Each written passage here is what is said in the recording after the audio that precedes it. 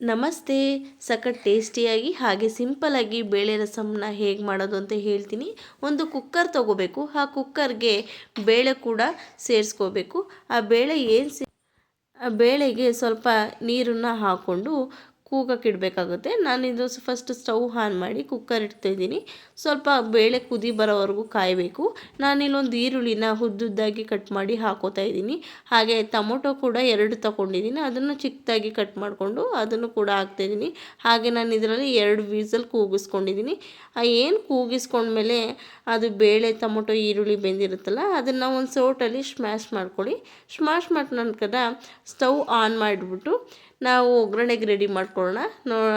ಒಗ್ಗರಣೆಗೆ ಏನೇನು ಬೇಕು ಅಂತ ಹೇಳ್ತೀನಿ. ಒಂದು ಪಾತ್ರೆ, ಆ ಪಾತ್ರೆಗೆ ಸ್ವಲ್ಪ ಎಣ್ಣೆ ಹಾಕಿ ಅದು ಸ್ವಲ್ಪ ಬಿಸಿಯಾಗೋ ಗಂಟ ಕಾಯಿರಿ. ಕಾಯ್ದ ನಂತರ ಸ್ವಲ್ಪ ಎಣ್ಣೆ ಏನು ಹಾಕ್ತೀರಾ ಹಾಕಿದ ನಂತರ ಸಾಸಿವೆ, ಜೀರಿಗೆ, ಬೆಳ್ಳುಳ್ಳಿ, ಕರಿಬೇವು ಸೊಪ್ಪು, ಒಣಮೆಣಸಿನ್ಕಾಯಿ ಇಷ್ಟನ್ನು ನಮಗೆ ಎಷ್ಟು ಒಗ್ಗರಣೆಗೆ ಬೇಕು ಅಷ್ಟು ಹಾಕ್ಕೊಳ್ಳಿ. ಹಾಕಿದ ನಂತರ ಅದು ಸ್ವಲ್ಪ ಬ್ರೌನ್ ಬರೋ ಗಂಟ ಫ್ರೈ ಮಾಡಿ.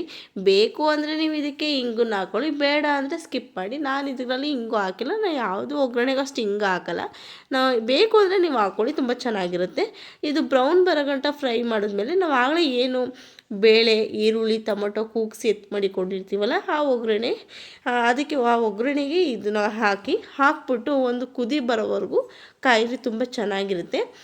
ಏನೋ ಒಂದು ಕುದಿ ಬಂದಮೇಲೆ ನಮಗೆ ಸಾಂಬಾರು ಎಷ್ಟು ಬೇಕು ಆ ಪ್ರಮಾಣದಲ್ಲಿ ನೀರನ್ನು ನಾವು ಹೆಚ್ಚಿಸ್ಕೊಂಡ್ಮೇಲೆ ನಾನು ಇದರಲ್ಲಿ ಮನೆ ಬೇಳೆ ಸಾಂಬಾರು ಪೌಡ್ರನ್ನ ಹಾಕ್ತಾಯಿದ್ದೀನಿ. ಹೊರಗಡೆಯಿಂದ ನಾನು ತರಲ್ಲ, ಮನೇಲಿ ಏನು ಮಾಡಿದ್ದೀವಿ ಆ ಬೇಳೆ ಸಾಂಬಾರು ಪೌಡ್ರನ್ನೇ ಸೇರಿಸ್ಕೊಳ್ತಾ ಇದ್ದೀನಿ. ನಾನು ಇದರಲ್ಲಿ 2 ಚಮಚ ಬೇಳೆ ಸಾಂಬಾರು ಪೌಡ್ರನ್ನ ಹಾಕ್ತಾಯಿದ್ದೀನಿ.